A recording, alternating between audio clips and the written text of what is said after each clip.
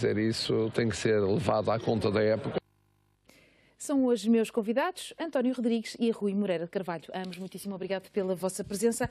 Estamos, de facto, aqui perante um aumento do calor político e justifica-se estes sinais de instabilidade e que se começa a falar de uma possibilidade de eleições antecipadas. Eu julgo que não há nada que, neste momento, justifique a realização de eleições. A maioria parlamentar existe, parece sólida, quer com as suas tricas naturais, mas quer obter ganhos de causa para cada uma das suas posições e, portanto, é natural que tenha ou exprima algum tipo de insatisfação ou que diga que pretende ver sufragadas algumas das suas propostas no Orçamento de Estado para 2017. É normal que isto aconteça e é normal que os partidos tenham essas reações.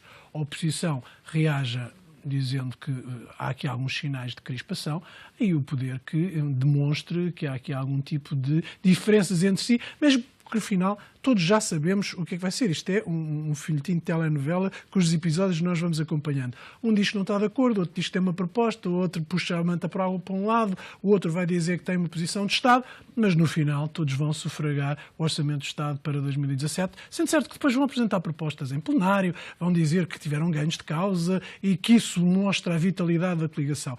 E não há sequer razões para que neste momento exista ou se abra uma crise política a propósito de algo que está tão longe quanto a apresentação da proposta de orçamento, que só há de acontecer em outubro. E eventualidade da questão da decisão das sanções no que diz respeito ao eventual congelamento dos fundos comunitários ser decidida só em outubro, porque é obrigatório agora ouvir o Parlamento Europeu, poderá aumentar aqui a crispação, porque isso vai haver uma coincidência temporal com a discussão do Orçamento de Estado? Boa tarde, Mónica. Boa tarde, António. Boa tarde. Eu penso que a questão das sanções é algo que junta a oposição ao governo. Portanto, ambos estão contra as sanções e, portanto, eu não vejo motivos para haver crispação. Como o António bem fez referência, quanto maior a tempestade, menor a sua duração. Neste momento não há motivos de tempestade. Isto é uma zona, uma altura de verão, de férias. Como também bem disse, a questão é dita muitas vezes, quer o PCP, quer o Bloco, fazem oposição dentro do governo, mas no fundo o poder procura poder e vão manter esta coligação chamada geringonça por todo o tempo suficiente enquanto houver alguém que financia Portugal. Essa é que é a questão de fundo. A Mónica não esteve aqui nas últimas partes, eu fui, deve ter sido dos poucos que, entendendo que ninguém gosta de se autoflagelar, entendia que a questão das sanções era uma consequência da falta de cumprimento do acordo feito por Portugal dentro do seu espaço comunitário. E chamava a atenção que todos os anos Portugal precisa entre 5 a 6 mil milhões de pedir emprestado, e alguém nos empreste. E tem que haver condições para tal. Se eu não der confiança num contrato, quem é que vai dar? Quem é que me vai emprestar? Como é que os outros que ano após ano lhes é dito vamos lá emprestar àquele país, como é que vão reagir quando eu estou do lado de cá a dizer que não vou cumprir com aquilo que estava contratado em sede de provisão de política monetária? Portanto, era uma questão. Mas desse ponto de vista este Governo tem sido bastante assertivo a dizer que vai cumprir. Sim, mas o dizer que vai cumprir até ao cumprimento agranda a distância, digamos.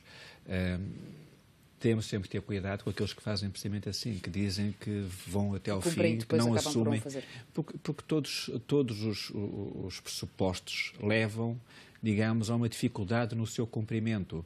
O primeiro é a não existência de investimentos de médio e longo prazo, ou seja, Portugal devia estar a discutir as sanções, devia ser uma consequência natural do não cumprimento dos acordos. Como é que eu quero ensinar aos meus filhos? Faz um acordo, cumpres ou não cumpres? Como é que quero ensinar o aspecto ético? A segunda parte é como é que eu vou criar condições para que amanhã eu possa cumprir. Essa é que devia ser a discussão e não a questão de testões, no fundo, por muito pouco que seja a sanção, ela é sempre um aspecto moral. E essa é que devia estar a ser a discussão, é como é que eu vou evitar no futuro não cumprir. Isso só vem através de uma coisa, que é o aumento da produtividade, o aumento da competitividade, é fazermos melhor que os outros. Politicamente, há aqui também um outro dossiê que pode ter impacto grande sobre as contas públicas, que é a questão da banca e o eventual para já, a eventual recapitalização da Caixa Geral de Depósitos e o impacto que isso possa ter. Pergunto eu, até que ponto é que a radicalização do discurso do PSD em torno da banca acaba por dar mais solidez à gestão? O PSD não tem sido radical nesta matéria. O PSD tem exigido esclarecimentos porque o Pedro Passos nunca Coelho houve... disse que António Costa está a gerir a questão da banca com os pés. Com certeza, mas repare, a forma como a situação da banca tem sido feita, gerida por este Dou-lhe governo... outro exemplo também, desculpe interrompê-lo, a questão da Comissão de Inquérito ao Banif, em que Carlos Abreu Amorim acusa Eurico Brilhante Dias de acusar toda a gente e mais alguma de ser responsável pela situação do Banif, menos o governo português. Mas ouvi o Bloco de Esquerda e a Mariana Mortágua dizer que estava de acordo com a solução.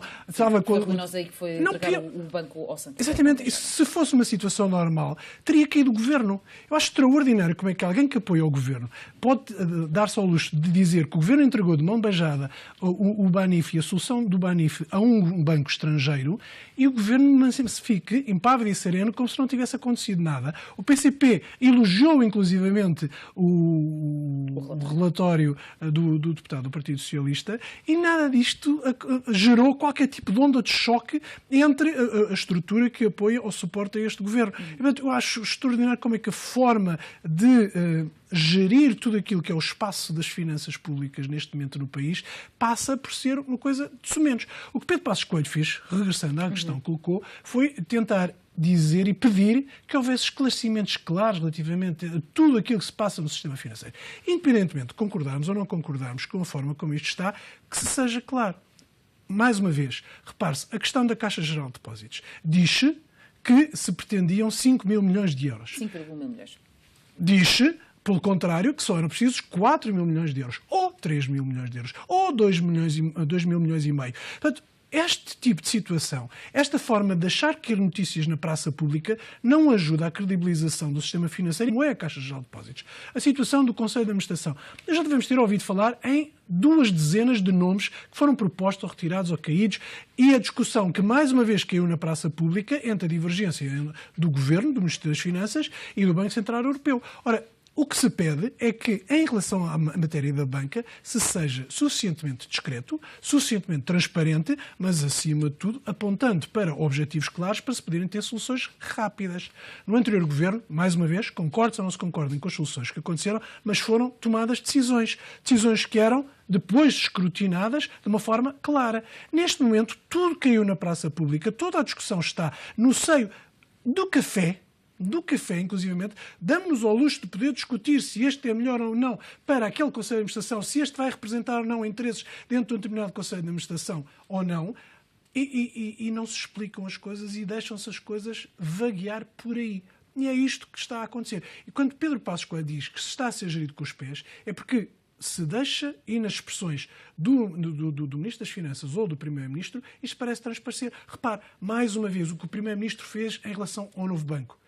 Se isto fosse no governo anterior, exigir-se a admissão do Primeiro-Ministro. O que o Primeiro-Ministro atual, António Costa, veio dizer foi: se nós não vendermos, liquidamos. Ora, isto é colocar uma estrutura com a dimensão do novo banco, com os problemas do novo banco, mais uma vez na praça pública. E dizer, vamos deixar que este banco, se não aparecer ninguém a dar aquilo que nós queremos, ir à falência, ir à insolvência, ou ser integrado. Também não sabemos o que é que significa a liquidação. Este tipo de situações, e recordemos, e agora fechando este circuito, o que aconteceu com o Banif. O que é que precipitou o acontecimento do Banif? Foi a divulgação de uma notícia que o banco iria estar numa situação difícil. O facto é que, em tudo o que diz respeito ao sistema financeiro, pequenas declarações, às vezes declarações inocentes, ou mesmo declarações sem intenção negativa, provocam terremotos no sistema financeiro. E, portanto, o país pagará por isto. Pagou no BPN, pagou no BPP, pagou no Banco Espírito Santo, pagou ou pagará noutro tipo de bancos, como agora na recapitalização da Caixa Geral de Depósitos. Tudo isto porque, em qualquer situação, alguma coisa falhou. E nas comissões de inquérito parlamentares, nomeadamente, há sempre a tentação de introduzir a componente política. E há sempre, necessariamente, a dupla visão que se tem sobre os problemas. O que está neste momento em escrutínio na discussão sobre o relatório da Comissão de Inquérito do Banif é exatamente isto. É a perspectiva distinta que se tem. Mas, por exemplo, o relator ignora principescamente, sublinho eu, o contributo que a notícia pública de eventual dificuldade do banco teve para o efeito da resolução que o Banif teve e depois a posterior entrega ao Santander. E por isso há pouco tino, pouca atenção, muita assertividade, mas acima de tudo consequências que depois nós todos pagamos em termos finais.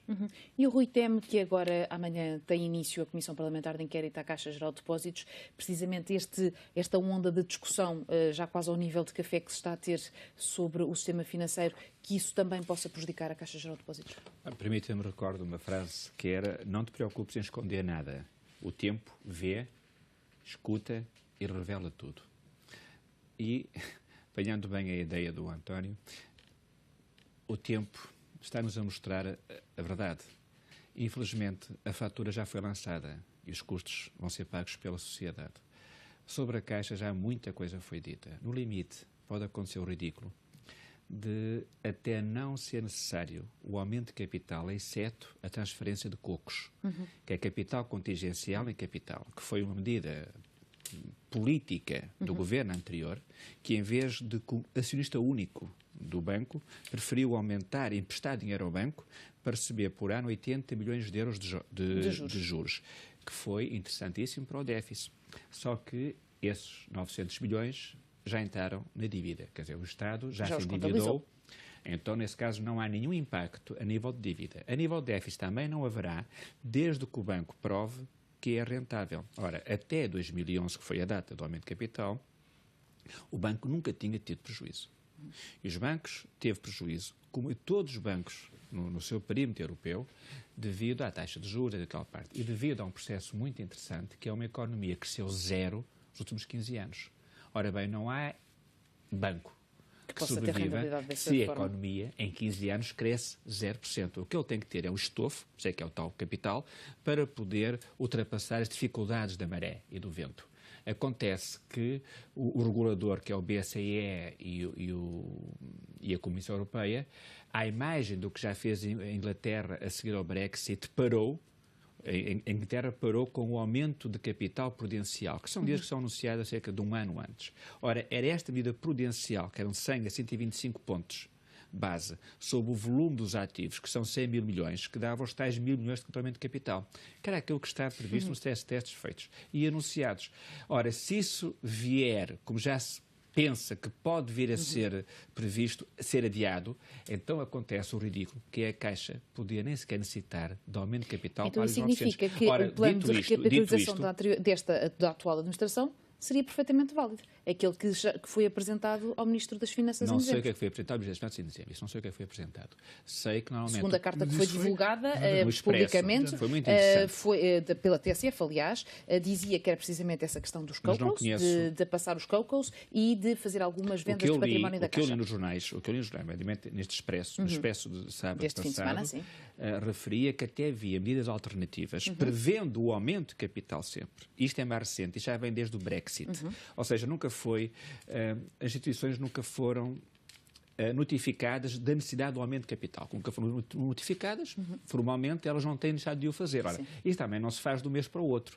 Estamos a falar em 100 pontos base, que é muito dinheiro em qualquer banco. Claro. É o problema do aumento de capital chamado do Deutsche Bank, do UBS na Suíça, do Crédito Lyonnais, do Banco Popular em Espanha, que tem dado imensos problemas a esses bancos na medida da rentabilidade do aumento de capital.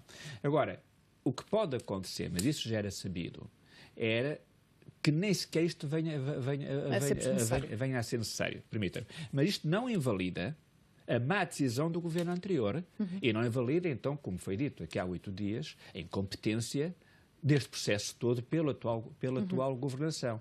Porque, bem refere o António, o processo do Banif, por exemplo, no modo como foi vendido, teria sido um excelente instrumento de aumento de capital, por exemplo, para o BCP. Teria sido. Agora, o que era que devíamos estar a discutir era quem essas comissões de inquérito, sim, nas comissões parlamentares quem é que delas percebe de banca ou de regulação bancária? Ninguém. Sim, mas isso ninguém. O professor ninguém percebe, mas vão com questões. Por isso é que são ouvidas pessoas que percebem e são questionadas. Mas o relatório sai o que sai. Não, e reverte-se para lá citações das audições das pessoas. Portanto, ninguém sabe sempre tudo sobre tudo. E, portanto, as audições parlamentares servem para questionar as pessoas que dizem o que entendem relativamente isso, e foram lá pessoas de grande valia. Não estou a querer defender o relatório, agora defendo seguramente os depoimentos das pessoas que lá vão e que sabem do que é que falam. O que eu defendo é as consequências que isso tem para o país e para as instituições, porque não estamos aqui a falar. Esteve lá o Farido Oliveira, esteve lá uma série de gente. António, estiveram, falaram e nem sequer foram ouvidos, porque nós bem observamos na televisão como é que as pessoas estão ao telemóvel, talvez a jogar com qualquer...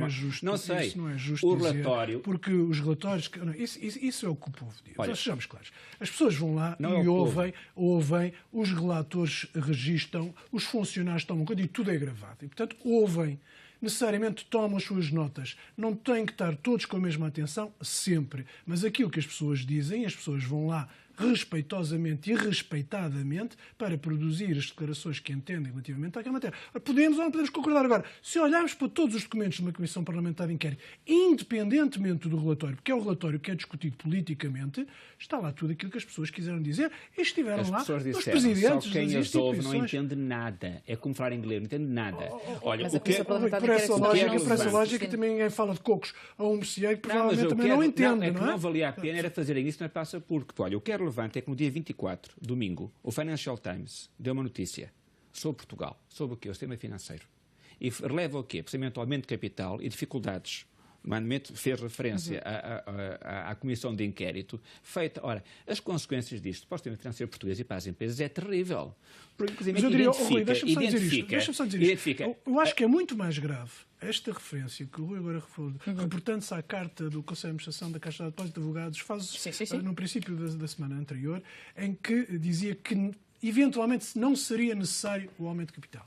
Então, se colocarmos isto numa dimensão real de uma administração que sabe o que é que tem dentro do banco, e se há outra entidade, como parece ser o próximo Conselho de Administração, ou pelo menos o Presidente do Conselho de Administração, pretende 5 mil milhões, e se o Governo está a negociar que este montante não conte para o déficit porque é uma entrada de capital extraordinária para dentro do sistema financeiro, isto pode ser uma modalidade de estarmos a injetar 5 mil milhões na economia portuguesa sem levar isto ao déficit. Ou seja, isto pode ser uma jogada financeira para tentar iludir a realidade do déficit. Aqui estamos, um bom exemplo da Comissão de Inquérito. O que o António diz é impossível de acontecer.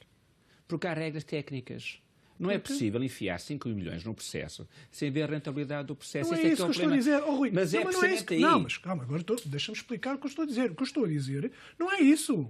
Eu não estou a dizer que se está a violar o que quer que seja tecnicamente. O que eu estou a dizer é o banco não precisa de 5 mil milhões. O Governo quer injetar 5 mil milhões. Se injetasse, o Governo se pedisse isto, 5 mil milhões, um empréstimo, isto contava para a dívida pública. Entrando pelo capital ou pela recapitalização da Caixa de Depósitos, não entra. Não pode entrar.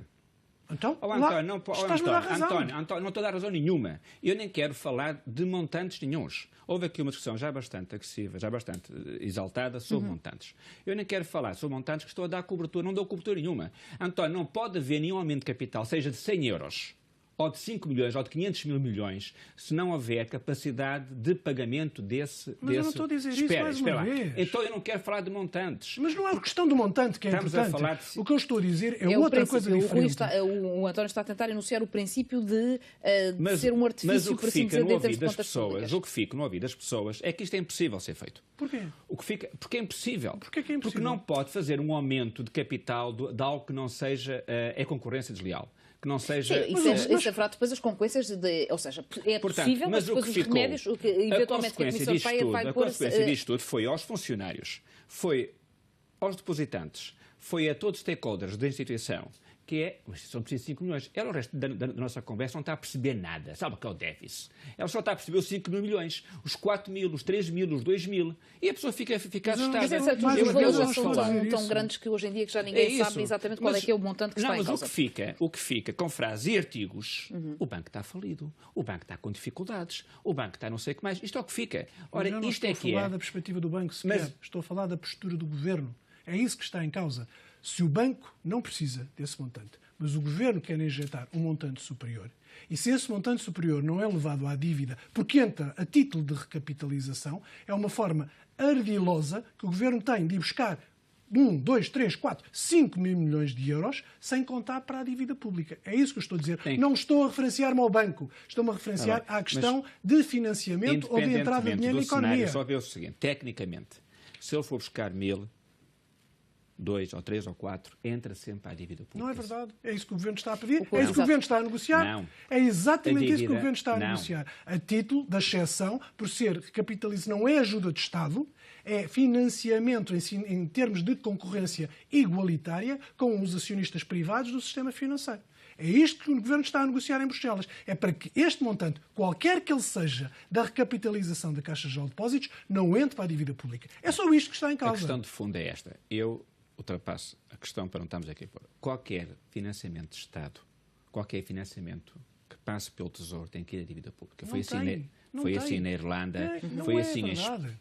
António, não vamos estar mas ao tempo a questão toda, exato. Foi assim na Irlanda, foi assim na Itália, foi assim em Espanha. É sempre que o Estado, alguém tecnicamente tem que pedir emprestado. Senão o tomador do empréstimo vai ser quê? Vai ser o contribuinte alemão. A questão toda é a questão da tecnicidade. E esta eu permito-me ficar. Porque o que eu reli, de facto, dos jornais, era a qualidade técnica dos quadros da Caixa Geral de Depósito. Porque até agora nunca foi discutido qualquer falha que eles tivessem tido a nível de compliance, a nível de qualquer processo da Comissão Europeia. E valeu a pena ler a peça, até por essas questões que é o conforto dos nossos técnicos. O restante gasta-se muita energia com bitates de uma coisa que é importante, que é o dinheiro que é dos outros, que é a dívida. Vamos tentar agora avançar um pouco no tema e ainda pela questão política que gostava de lhe colocar, até que ponto é que António Costa pode estar a forçar uma crise com Bruxelas para forçar a existência de eleições antecipadas e, dessa forma, alterar um bocadinho a geometria no Parlamento? Eu tenho ouvido essa tese, que o Primeiro-Ministro gostaria de aproveitar sondagens em alta, particularmente porque houve uma sondagem que, com o Bloco de Esquerda, lhe podia dar uma maioria absoluta e podia tentar forçar isto. Eu não quero acreditar que o Primeiro-Ministro queira forçar uma solução destas que seria nefasta para o país. Como eu comecei por dizer, ele goza neste momento de uma maioria parlamentar que é a todos os títulos estável, que tem sido forte, não tem de grandes brechas e, portanto, é normal. Se ele o fizesse, seria lamentável para um Primeiro-Ministro, principalmente usar o escudo do país para um objetivo político interno. E espero bem que não seja isso que ele pretende. O país bem precisa de estabilidade, independentemente, neste momento, de quem esteja no Governo. Meus senhores, muitíssimo obrigado pela vossa presença. Olha, O Enfoque fica por aqui. Fique connosco, continue a acompanhar a nossa emissão. Muito obrigado.